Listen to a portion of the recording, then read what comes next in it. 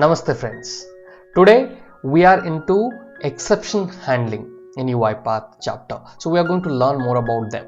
Okay, different types of errors, exceptions that comes, and how do you handle them is something we are going to learn in a couple of series in the upcoming days. Now let's focus on one of the exception which is here on my screen called System.NullReferenceException. Okay, you can see on my screen the error has appeared and we need to learn about that in detail. Before that, myself Rakesh, welcome to ExpoHub channel. In case you feel good about this video, please do not forget, please do like the video, and also please subscribe to the channel in case you have not done it yet. Alright, so with this, let's get started and get a deep dive into this error and understand in detail. So now null reference exception occurs from System.exception. So System.exception is the main error type which holds the sub error null reference exception. Okay, so it derived from System.exception.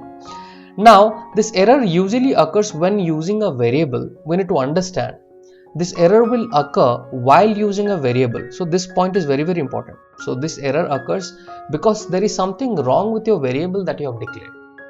Okay, if you remember this point, you will be able to rectify that problem with no set value or it is not initialized. There are so many variable types which requires you to initialize. Okay, for example list, for example dictionary. These are the couple of variables which requires you to initialize them. Okay, so generally when it comes to variable, there are two different way of initializing. One is explicit way, the other one is implicit way. What is implicit way? Implicit way means you have created a variable and you are using assign activity and you are giving a value to it later point while the processing is done. Okay, during your processing you are providing a value to that variable, so that will become an implicit way. Now the explicit way means while you are declaring the variable, you are giving a default value to it, you are initializing it. Okay, if not value, you are initializing it. So those kind of things are called explicit way of declaring a variable. Getting it?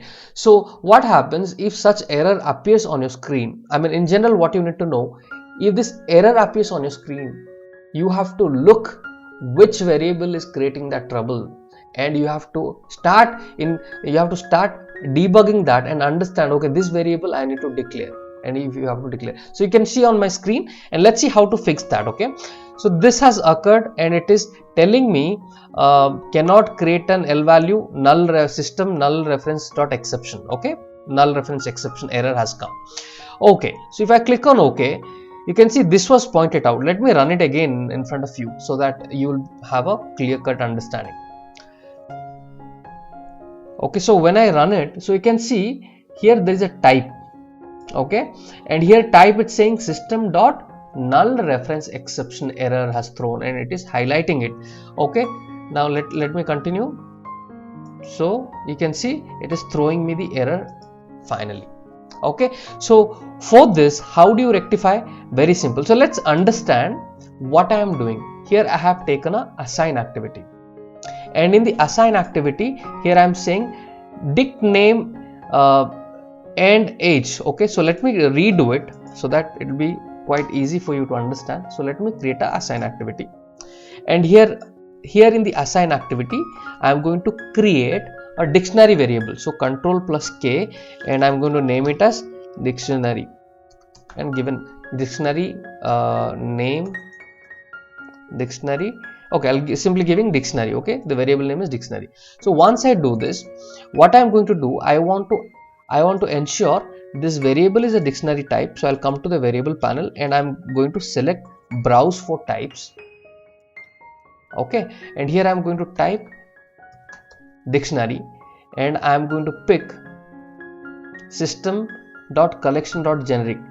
Okay, here it is, and I'm going to pick this. Okay, so here I am saying the key is of a string and the value is of a integer, and I'm clicking on OK.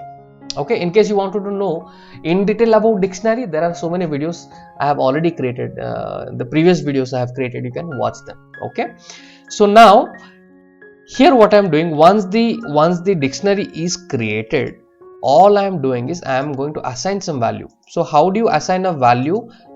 So first thing is you have a key, right, in the dictionary. So I'm going to say in the bracket, I'm going to say let's say John. Okay, I'm going to give a name John, and his age I'm going to type in the value. So it is a pair, John, and the pair, and his age is, let's say, 32. Let's say, click on OK. Understanding? So dictionary John and 32 have done. Now let me drag and drop another one, and I'm going to write the similar way. Again, take the dictionary variable name, which is dictionary. In bracket, I am going to store the age of, let's say, George, and I am going to give a value which is, let's say, his age is 45. Let's say. So I'm storing two values in a dictionary. The moment I run this, there are two ways to run file, debug, run, three ways. So let me run using debug mode so that I can see where the problem is happening. Okay, so now it started. The moment it started, what is happening? This error is thrown. If you see, System.NullReferenceException error has thrown. Okay, this exactly will happen in your project if your variable is not initialized. So I said you in the beginning of this that the variable like dictionary, list, array, and all of this needs to be initialized many times. So let me continue, and it will finally throw that error box. Okay, so how do you rectify this? To rectify this, you go to your variable panel and see if you have any such variables which are asking you to declare them. So here, there is no syntax error, so you thought everything is fine, and while running this is throwing an error. So this means you have to initialize it. So how do you initialize? Simply by saying new dictionary. So all of this, guys, I mean, you have to practice a little bit so that it comes to your fingertips and you remember them.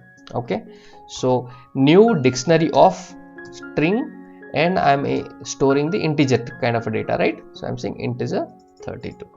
Done. So there is no error in the variable panel, everything is fine. Let's check that again. Okay, everything looks fine. Now let's run it and see. Again, you can run in a debug mode or directly run it. So once I am running it, let's see. So you can see there is no exception, so it processes quite well. So this is one of the example for you to understand. There will be an error called null reference exception. This is one of the error type which is part of your system.exception. Okay, this is the main bucket, main parent under which these are the children's. This is the null reference exception. I hope this example should have given you understanding about when this error will occur and how can you rectify. So there will be multiple different scenarios, but the logic remains the same. The why it is coming, the cause remains the same, and how to rectify, the logic remains the same. You have to go and check your variables. Alright guys, so thank you for watching. I am going to come up with more such exceptions for your knowledge purpose so that you do quite well in your job, in your projects, and you can handle such errors, so you don't get worried why this error has come, but you also know where it is coming from and directly go there and fix it. Thank you for watching, and you guys have a great day. Thank you.